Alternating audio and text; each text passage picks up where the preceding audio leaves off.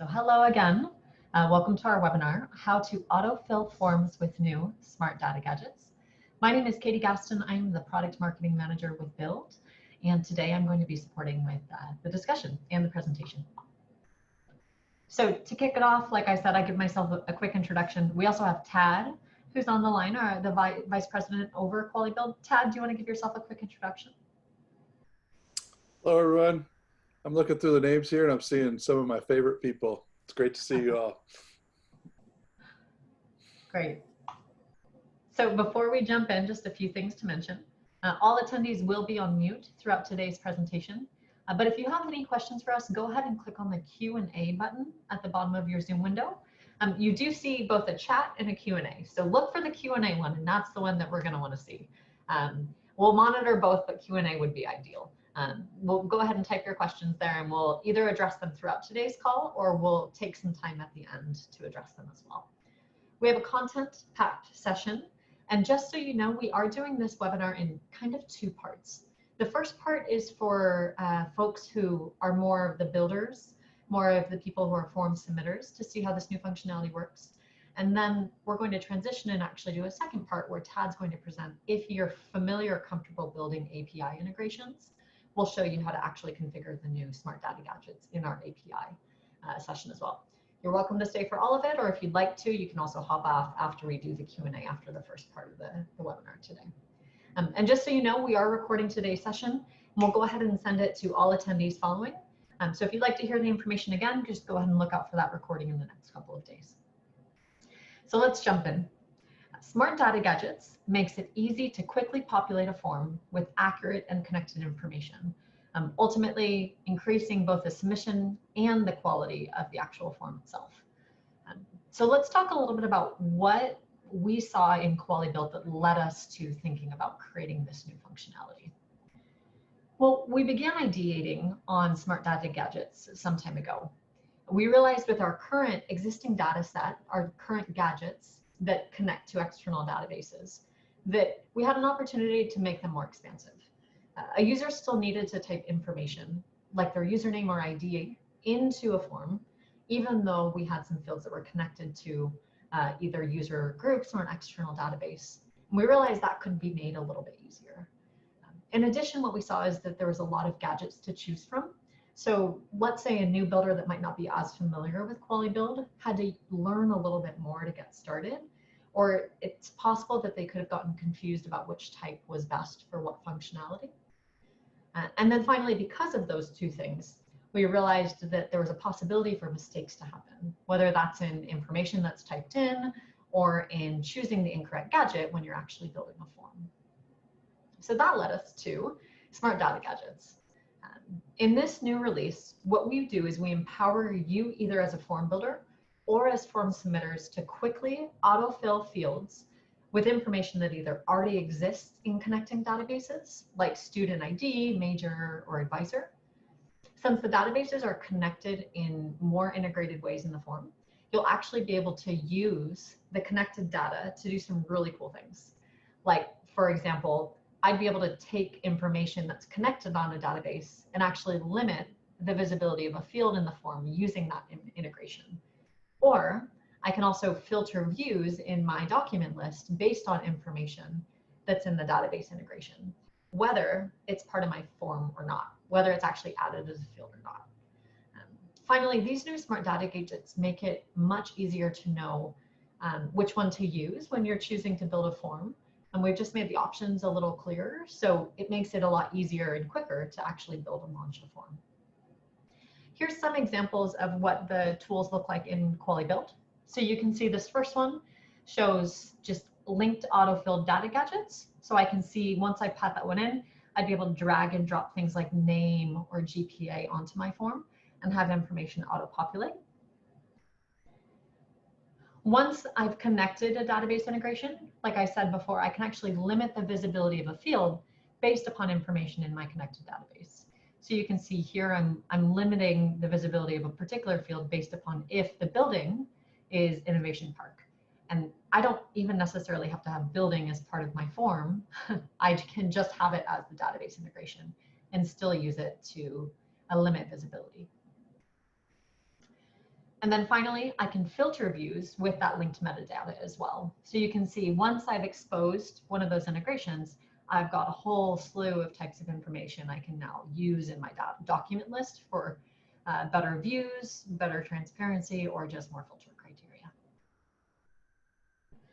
Before we go into the demo, let's go through just a few basics to set the stage for what we're going to talk about today, so you have a little bit of context behind it.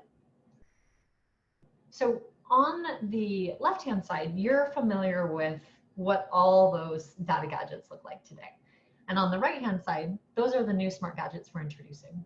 So the first change that you'll see once this is released next week, again, this is a preview webinar, is what we'll do is we'll take some of your existing gadgets. We're creating a new section called Legacy Gadgets. And we're moving all those components in there for now. Now, long term, we will go ahead and phase out some of these old data gadget components, but for now, we're not making a change like that. It's going to take a little bit of time to get to know the new smart data gadgets, integrate them into your forms, and figure out where you'd like to use them. So long term, we'll probably phase some of those things out, but for now, we're excited for you to get to know the new data gadgets. And as you can see, we've added a new section, or we will be adding a new section called Smart Gadgets, where you'll find all those components for releasing next week. So first, let's talk about external data dropdown, user type ahead, group type ahead. So we are taking all of those three components and moving them into a single new gadget called Data Lookup List.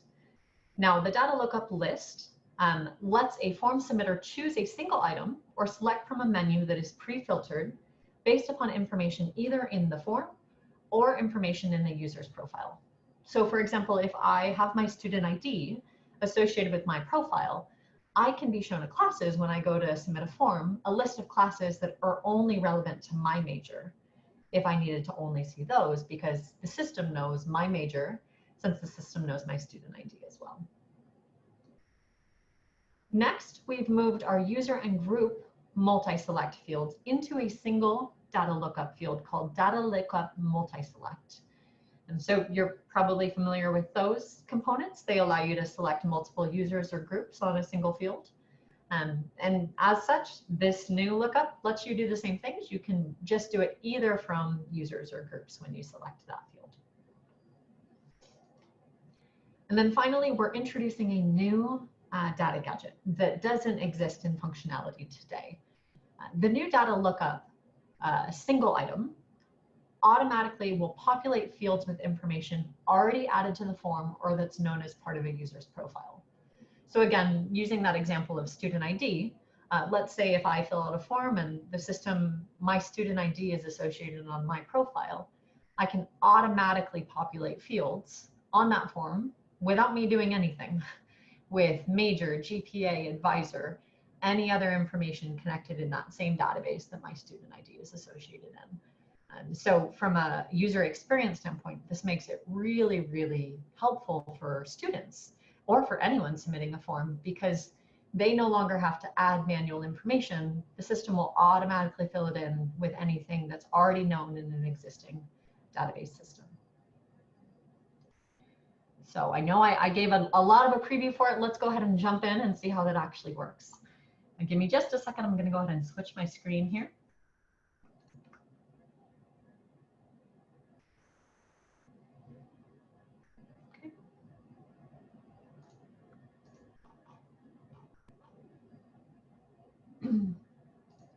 All right, so I am going to go ahead and go through a form today, a late petition form. So the example we're doing today is if I'm creating a form where I want to add a course later than the add deadline should be. Let's go ahead and go through the form first and just see what the form looks like today with no database lookup fields. So if I preview this form, I can go ahead and type in a student name here. So it's an auto drop name. I can add an ID, an email, and I'll populate my advisor if I was a student filling this out. Next, I would go ahead and choose what course to add, what course I'd like to add as a late add. So I could select from a list here. And then because this all isn't integrated, I would then choose what the instructor is, department, and fill out other information about that course. And then finally, I would go ahead and have some justification here as well. Why I'm adding the course, what my reason is behind adding it. Okay. So we are going to revise this form and get rid of the manual fields and go ahead and add new database fields. The first thing that I want to do is I want to go ahead and add a field that allows me to automatically fill this form based upon information that is known about me. So the first thing I'm going to add is a new database lookup single item.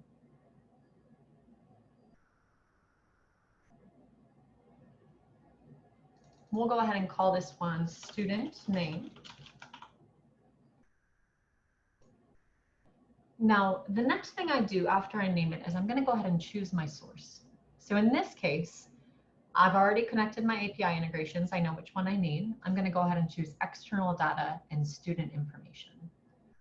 Now, what it's going to ask me to do next, so I'm going to continue, is I now need to choose what information this is based off of. So in here, when I'm saying student name, I can either choose information that already exists on the form.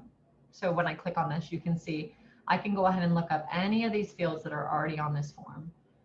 Or the form information also knows who's submitting the form. We also have submitted by as a field option, created by submitter. So in this case, what I'm going to go ahead and do is I'm choosing created by school ID. And that's saying I'm the one that's creating this form, and my school ID, which is, I can show you in a second, is associated on my profile, is going to go ahead and auto-populate this form. So that's what I'll choose. You can see that as a preview when we're building a form, this now is showing the student name. Now, I want to go ahead and remove or change these fields that are currently here and go ahead and replace them with the autofill fields. So the next step I'm going to do is, you can see I have add linked autofilled gadgets here as an option. I'm going to go ahead and turn that one on. And when I add that, you can see I've got all these options of different data items that I can now drag and drop onto my form. So I'm going to go ahead and drag and drop student ID, and we'll replace that student ID form there. And I'm going to go ahead and drag and drop email, because I know that's one of the form options I need.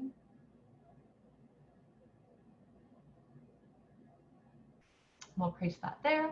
And you can see as I'm doing it, I know that I'm right because it's showing all that information automatically populate. And then I'm going to go ahead and add advisor as well. That looks good to me. So I think this one's set. So I'm going to now go through the process of removing those old gadgets, because I think I'm pretty good on this section. Remove that one. Remove. And remove the advisor. Okay. Next, this is the section where the student adds what course they're interested in. Now, I think we can make this one a lot easier, because imagine I have to know what year, hopefully I know what year it is, but I have to know what the course number is, my instructor, all this information. So I'm actually going to replace all the fields in that section. To make it a little easier, let's go ahead and just add a new section, so I'm not dealing with formatting as I go through this. And we'll call this one course to be added. Just for simplicity, I'll put 2.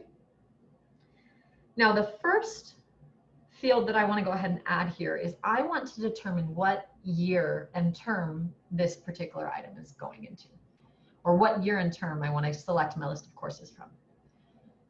So I'm going to go ahead and use data lookup list. We'll call this one year term. And I'm going to choose again, so I'm selecting my data source. I get more data options here. I'm going to go ahead and choose year terms as the data source that I'm looking for. All right. And you can see once I do that, I've got a few different options of years and terms that I can select. Now, the next thing we want to do is we want to go ahead and add a list of courses, again, based upon what the user is selecting in that year term field. So we're going to use that same smart gadget lookup. We're going to use a list.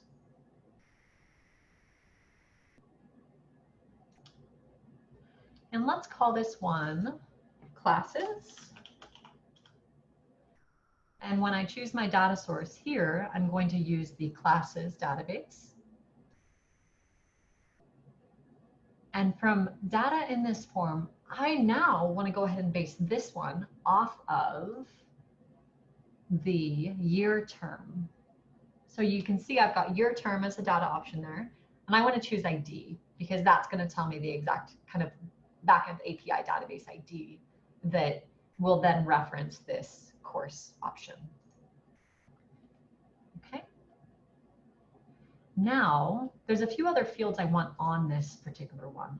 I'm going to go ahead and want to see, okay, when I select the class, I want to automatically show the department this is associated with, and I want to show the full title of the course as well. So we'll go ahead and do department. And let's go ahead and drag and drop title as well. There we go. Okay.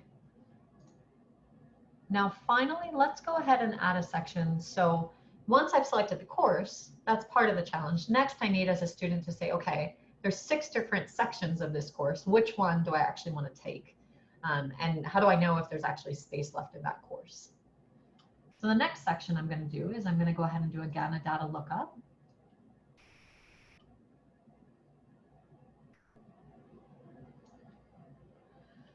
Let's go ahead and call this one sections.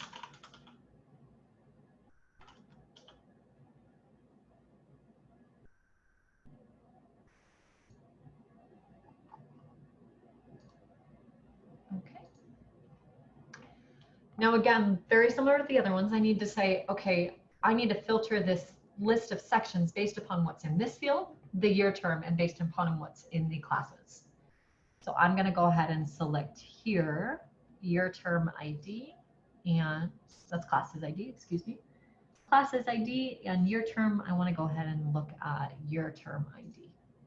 Okay. And now again, on this section, I want to add other fields related to this. So when a user selects what section, they see other relevant information. Let's go ahead and add, I want to go ahead and show credit hours. I want to show the description of the course. And let's go ahead and show the instructor as well, just so we can make sure that once the student selects it, that it's all that right information. So one thing I'll just notice here or point out is that one of the ways you can look at these data section fields is that you can see this is the anchor. So that's why there's a little anchor icon. This is the anchor that's anchoring all those linked fields. Now, if I was to remove that anchor, all my linked fields are pulled off the form as well. I can also just choose to remove one of the linked fields, but that's kind of your core field when you're using this functionality. So just remember those icons, and it's a little helpful to see kind of what's happening on the form. All right, I think I'm good with this section. So let's go ahead and remove this section that previously existed. And it's going to yell at me because there's some information on there that are in the workflow. Okay, so we've now got our student details, our courses. Let's preview this and make sure it's looking okay before I change anything else. So I'm going to go to preview. This automatically pulls up my information because, again, it's associated on my profile. Let's go ahead and say, okay, this is my fall 2020 term. Let's see what pulling up the history class looks like. So we'll look for history of psychology. That one's showing up. I'll look at department and see why that one doesn't seem to be showing up. And then sections. So you can see once I'm looking at my section, I automatically pull in that information as well. I can see the description, credit hours, and instructor. All right.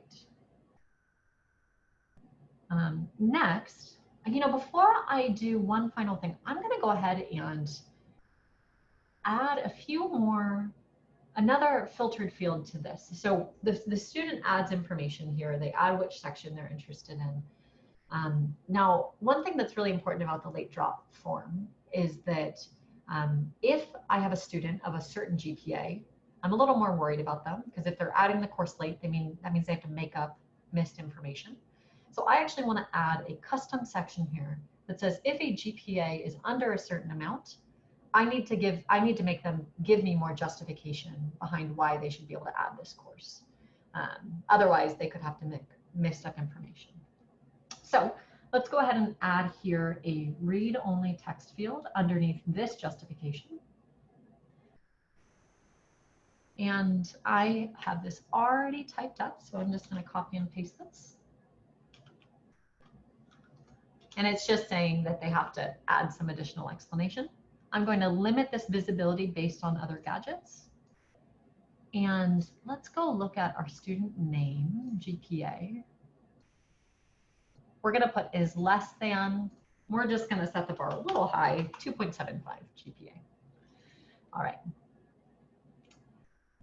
Now, I think one thing that is important to note here again is that GPA is nowhere on this form. So again, I'm showing this information based off of data that's in a database that is not transparent in the form itself. Let's add one more justification section. And we'll do that same thing. So we'll just make this one title GPA explanation, something like that. And we'll go ahead and limit the visibility, again, based off of GPA.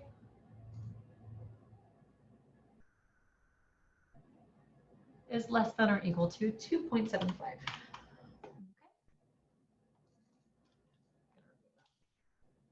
All right.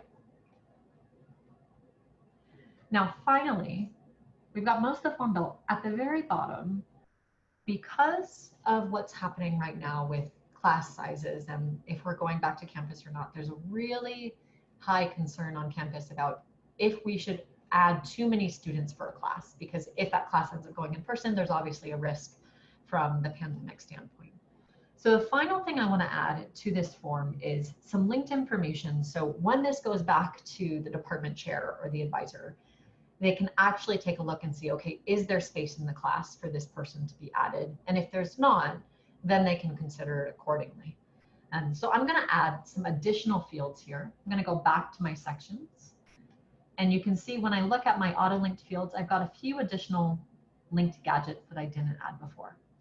I want to go ahead and add class size, just so I'm really transparent about how much size, how much space is available in this class. I'll go ahead and add seats available. And let's go ahead and add the wait list, just so the person can see if any students are currently tentatively acceptable for this class. All right, I think we're good on the form. Let's take I think the only thing I want to change is to match the heading of this one, so it doesn't look funny. All right, let's just preview that. That looks pretty good. I know we tested that. And the justification section isn't showing that GPA, so that makes sense to me. Okay. Now that we've rebuilt those data sections on the form, we've got a little work to do. We have to go into our workflow and clean up some of those workflow sections now, because I removed some of those fields that were available in the workflow. So I'm going to go navigate to workflow. And I've got some work, like I said. So first, let's go ahead and just go through and update any of those fields that we deleted, and we're going to transition those into the new fields I just added. We'll go ahead and do this one. I think needs to be instructor.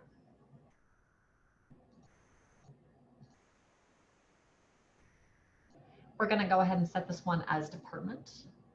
And now remember that department field that I added, that was actually a linked group field. So when I add a linked group field, it operates just the same as if I was to add a user or a group select that previously existed.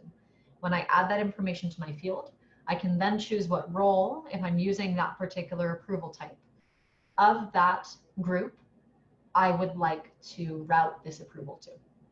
So in this case, here's departments, and I'm going to go ahead and route it to the department chair. Now in this, okay, so I've got that approval set. I'm going to save that. That deals with that issue. I did not save this one. That was my bad. So I'm going to go ahead and save it. That issue is taken care of. Now on this one, we've got to replace the instructor that was previously there. Again, that same instructor is listed there. So we're going to save that. And I have two fields to replace in my variables. This first one is going to be student name. Actually, that's going to be instructor name, excuse me.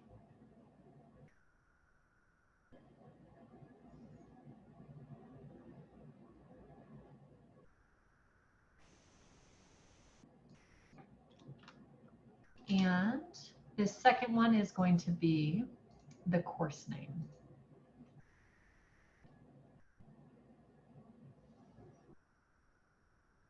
Okay, save that.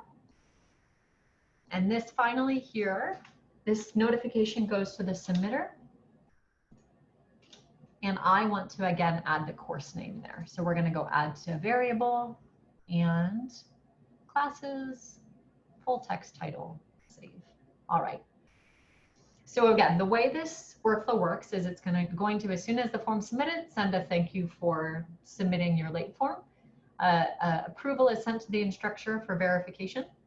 Following that, the department chair needs to sign off. If they don't, notification is sent to the submitter and the instructor. If they do, the submitter is notified and the enrollment is updated in the student information or the course catalog system. Okay. Let's go ahead and change this now. We've got more to play with in those new fields we just added. So we're gonna go ahead and add a few different conditions to this because our form is a little bit more powerful now.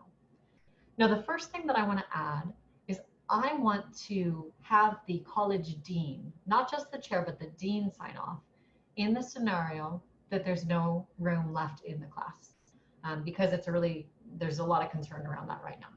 So the first thing I'm going to do is I'm going to go to this branch condition. I'll go ahead and add another root.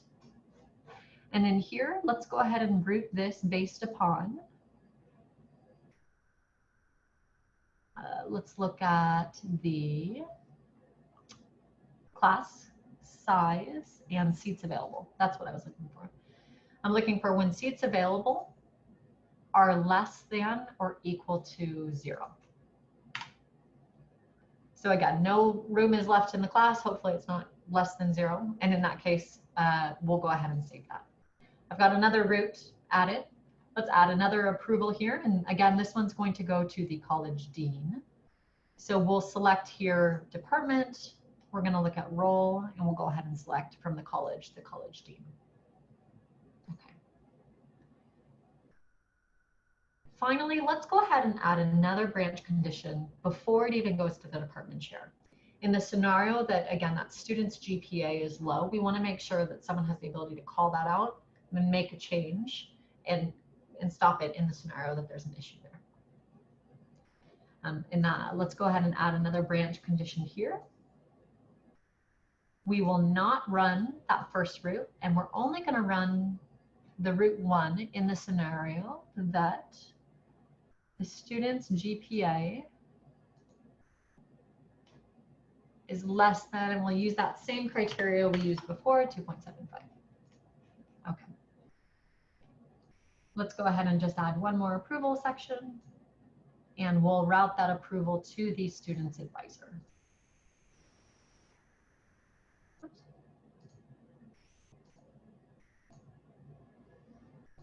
Okay, save that. Now, if I was really building this workflow out, I'd go ahead and add some denied notifications as well.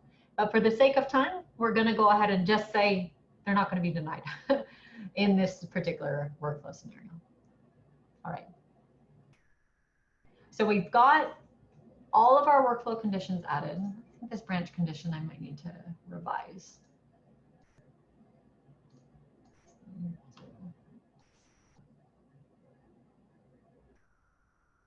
Okay. Perfect. I'm not going to go through a full test and notification just for the sake of time today. But I hope what you saw when we were going through this demo is how you can use information in a form in order to not only populate that form, but also then add information to the workflow, route off that information, and ultimately even add it to variables and notification, whether that information is actually in the form or not. The final thing I'll show, now we don't have a whole lot of submissions on this form so far, but I just want to go back to my document list and show you what I mentioned at the start of the webinar, where because I've now added all this information to my form, I have the ability to look at that information when I'm actually on the document list. So you can see before I didn't have a whole lot of information here. Now I can pull pretty much any type of information that I've added to that form on the document list itself. I can either use it to show it, hide it, or I can even filter off of it as well, if I chose to. That pretty much covers how to use the initial database integrations. So I'm going to go ahead and pause now. We've got a lot to cover with the actual setup of the API integrations. I'll pause and I'll see if we have any questions at this time that we can go ahead and talk through. So I'll give you just a few minutes. Feel free to type them in the question box, and then we'll jump to the next part of the webinar.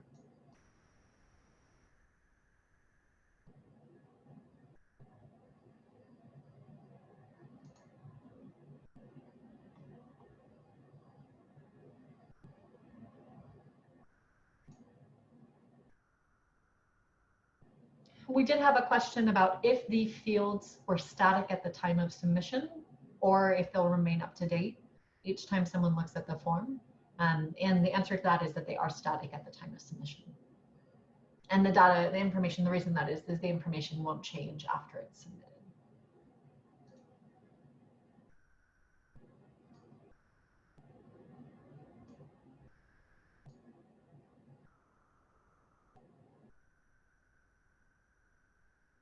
We'll wait just 1 or 2 more minutes, see if any other questions come through.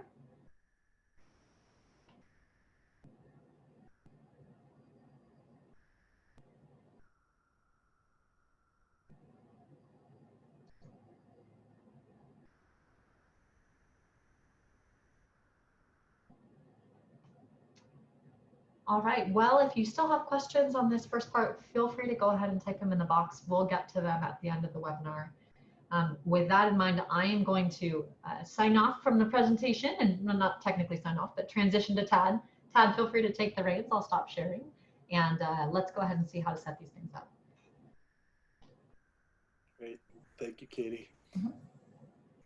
First of all, I just want to tell you how utterly excited I am about this feature. When we first envisioned Build years ago, 3 years plus now, we had this simple little mantra of simple yet powerful. And these are the types of things that we really thought about in terms of like, what does real power look like, and being able to connect to various different systems, but do it in a way that a non-technical user can understand. So I've literally been dreaming of this feature for 3 years now, and it's just super exciting to finally get it out and share it with you. And I can't wait to get it turned on next week. I'm going to talk about the more technical layer of this, and the second layer of configuration of API integrations. And so this will be fairly technical, but bear with me, and I'll try and help everyone understand as best I can. So in our configuration, the way we're achieving this simple yet powerful metaphor is in the form builder. We're creating the simple part where we're allowing you to configure these data lookups and configure them to different data sources, and we're trying to keep that very simple and allow you to do what are previously very complex operations. So these lookups enable very complicated things like sending parameters from the form to an underlying API and returning data from another server and automatically updating it in the system.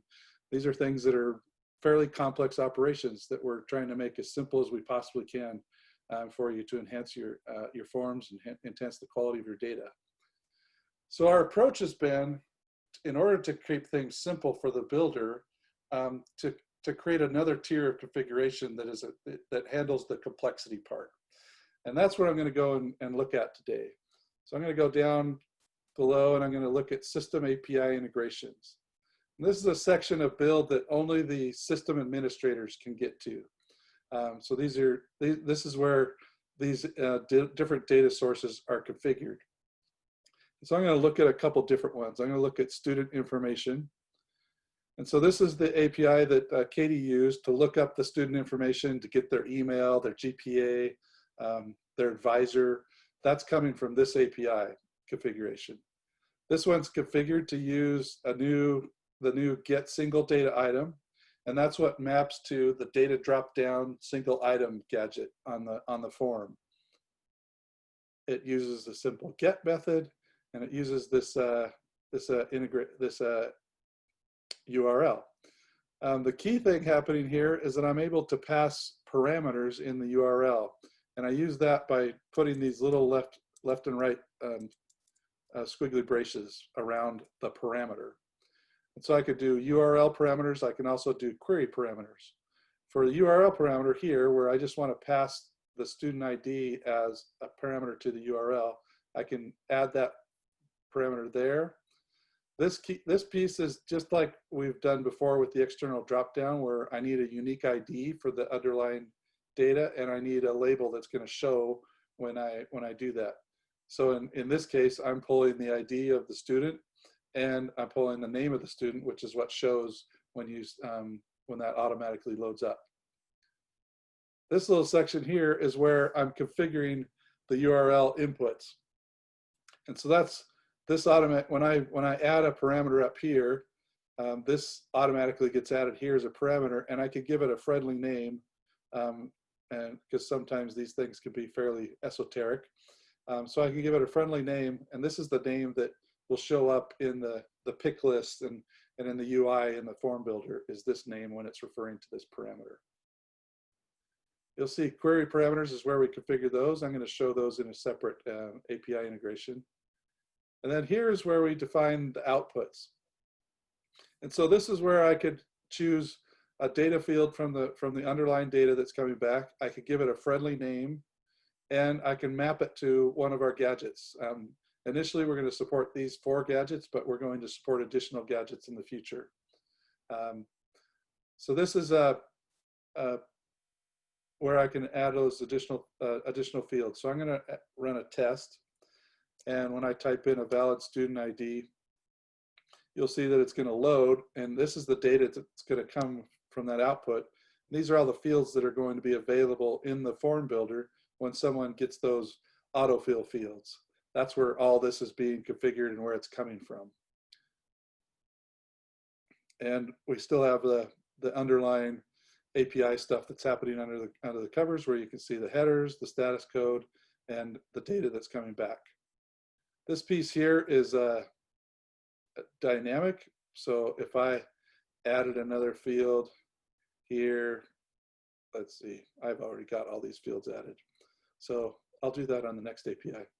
But in this case, I'm able to get this single item fed back, and I'm able to take that UI, map a parameter to it, and autofill these fields in the data set. And this student ID can be typed to, yeah, I was just about to address that. So the questions come up, is the ID in the user type the Kuali user ID as opposed to the user type in our local system? And so for a user type like this one here, advisor, when I map that to a user type ahead, I have to provide that data from the underlying API in a particular way so that it will map to a Kuali user. That's different than like student ID, which is referring to your system ID for a user. So if you look at the underlying data here, this advisor has 2 parts to it. It has a JSON object underneath it that has an ID and a label. And so in my underlying API on my server, I'm mapping the advisor that comes from the system to a Kuali user, and I'm looking up that ID, the Kuali user ID for that, and putting in a name that will show up in the friendly name that will show on that list. And this is what allows us to, from your underlying API, map to a Kuali user. Just needs to come in this format. and if the reason you want that to come in as a Kuali user is because it's a Kuali user or a Kuali group that will allow you to do the routing piece in workflow, so that you can route to that user or route to that group or a role in that group. So that's a really key part of that. Groups work the same way, where you'll pass a name and it has an ID and a label, and it needs to be the Kuali group ID and a friendly label for it. I'm going to jump off that one. And again, that's the single data item that maps to the data lookup single item gadget. So I'm going to close that one. And then I'm going to look at an API I have called year terms. So previously we had the external data drop-down control, which was just a flat list. And that's still valid. We still need those cases. And this is one of those cases. So here I'm getting a list of data items. I'm hitting an API that gives me a list of year terms. There's no authentication required here. I'm mapping ID and title. There's no URL inputs, no query parameters, no search parameter. We'll talk about that in a minute. I can define outputs, so I can add additional outputs if I want to. So when I run that test, I just get the same thing that I used to get with the external data dropdown. So we still have that flat list. If that flat static list, if you still have those cases, we can still do that. You just don't add parameters, and you don't need to add those parameters to get that type of list. So then I want to go look at, Katie used the classes API and the sections API, and I want to look at those a little bit more in depth. So the classes API, again, is we're getting a list. So this will map to the data lookup list gadget. And I have a URL for that, no authentication. I'm doing my typical ID title, which is going to map to the unique ID underlying this data, and the title that's going to show up in the auto-filled gadget on the form. This one does not use URL inputs, but it uses query parameters. And so here I could define query parameters and whether or not they are required in order to meet these needs. And so in this API, it requires two parameters. It requires a year term, and then it requires a search string to search across the names of the classes for an API, for a class, I'm sorry. And then this is one of the key things we add, which is turn something off here, the search parameter. So in the case where the data lookup list view has two different modes. It has a straight drop-down mode where you just get a list that you can pick from, but it also has a type ahead mode. And in order to do the type ahead mode, we need to define the search parameter. And the search parameter is telling Build, this is the parameter I want to pass the data that's typed into the control into the underlying search, and so that I can do a filter on that and bring back the filtered results. So it's here where I'm mapping, and I'm telling it, I want you to use this query parameter as the type ahead input. If I don't define a search parameter, then I'll just get a drop-down list. There won't be any type ahead. But if I do add that, I'll get a type ahead control. The key is that your underlying API needs to support a parameter that will take a search string. And so if your underlying API has that search capability in it, you can map to that query, and you can map the type ahead entry to that. Otherwise, you just leave this in the default configuration, and you'll do the drop down and get the drop down pick list. This one has the other outputs that we've talked about. These are fairly straight when we're just mapping them to gadgets. When I run the test there, I'll put in a valid year term, and then this thing will now support that type ahead piece that I talked about.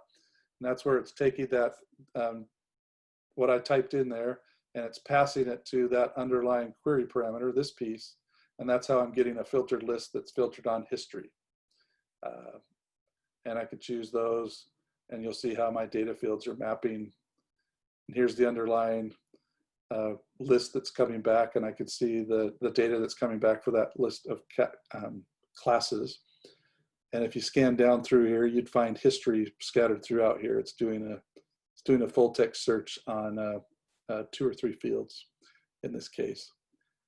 So again, in order to enable that type ahead ability in your data lookup, you need to map you need to give us a query parameter and tell us which one is what you need to use for that. And your underlying API needs to support a search capability where it can take a string as a search parameter. And then you can do the type ahead versus the drop down. Let me move on to another one. This is the sections one. This is the one that's a bit more involved. So the sections one, again, is a list of items. So, and it's going to map to the data lookup list gadget on the form. It's again doing a simple URL with a get. In this case, there's no authentication required. In this case, I use the section number both as the ID and as the label, and that's acceptable. Those are just the, section 1, section 2. This one does not use URL input, but it has query parameters, and it has 2 query parameters that are required. It requires a class ID, so it's going to filter on the class, and it's going to filter on the year term. So this allows me to say, for fall semester, I want to get this particular class. And let me get a valid class ID here in a second. In this case, we're not going to use a search ID. We're just going to get a simple list. And then here's where I can define some of this data that's going back and forth. And I want to show a couple things about this. First, let's run a test. So when I run a test, you'll see that it's prompting for a class ID. So we're going to have to link this to something that provides a class ID for it to work. And then here in the year term, I'm going to punch in a valid term. And if we have a second, we'll see here's my drop downs for that class and that term. Here's the sections that are available, and you'll see that I'm mapping those to that. Down below, this data set actually has a ton of data in it. There's a whole bunch of data in here. And you'll see that some of the data is nested, where I have like headers and then an array. And I have availability and things below there. So over here on the left, when I'm looking at those data paths, I'm able to navigate those. So when I wanted to get the description from this headers array header text, I'm able to do headers item 0, the first item, dot header text. So I could do dot notation in here to reference items that are nested down in the JSON there. That's also how I'm getting to the class size, seat availability, and the wait list, is I'm nesting down through availability dot seats available. And then in the instructor piece, again, we're choosing an instructor and we're mapping that to a user type, and that requires a valid Kuali user ID and a friendly name that you want to display in the label for that. And so that's the underlying API is returning a mapped Kuali user for that instructor, so that we can do things like route to that instructor for approvals or contact them for notifications and things like that. Let's see. One thing I wanted to show is that this data is dynamic. So when you're configuring this, you can put in some values and get a search term, and you can remove an item and you'll see the wait list will drop off. And if I wanted to add the wait list back, I can use availability dot wait list. I think it's, what was my parameter down there? It's waitlist size, and you got to type that right, and we're going to set that to a number, and you'll see that's automatically going to show up here in the preview. So that's one of the key changes. Previously, you had to like go back and forth between the configuration and the test, and it got really clumsy and it was a pain in the neck. And so now you can do a side by side, and it's dynamically updating, which makes it a lot easier for you to configure and troubleshoot and get this working just the way you want it to before you release it and make it available to others. Let's see. I'm going to add one more field here. I'm going to add a department. This is coming from the underlying data there. And I'm going to choose department name and choose a text field. And you'll see how that gets added automatically to the data that's going to be available. One important thing to know is this is the output data that's going to be available in the form and in those auto lookup fields and the autofill fields. And so even though a whole ton of data is coming back from this API, I can control which data fields are actually going to be available in the data or in the autofill fields. So if there's sensitive data in other fields there, for instance, you can not add those and they won't be available and they won't come through in the user interface. And that about covers everything I wanted to cover. So are there any outstanding questions or any additional questions?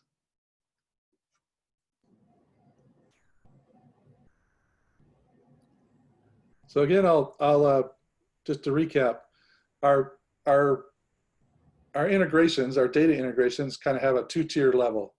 The first tier is here, this complex part, which you're going to need some technical expertise to be able to do this type of configuration. You're going to need to, likely these APIs are not, likely these APIs have authentication around them, and you're going to need API keys and additional configuration data to make these work. And so this is the configuration that the technical person can set up. But by doing that here, we're now creating this reusable data source called sections that takes these two parameters and returns a bunch of different data. And this data source is now available to any builder who's creating a build application and a form application. And they get the simplified user interface of the data lookup gadgets that they can drag and configure. And they don't have to learn what the word API is or bearer token or any of that technical stuff. We provide a simplified, friendly UI for the people in the form builders. And so that's how we get the simple yet powerful, is with this two-tiered configuration option. Very good. That's everything I had for today. If there are any other outstanding questions, we'll wait a moment.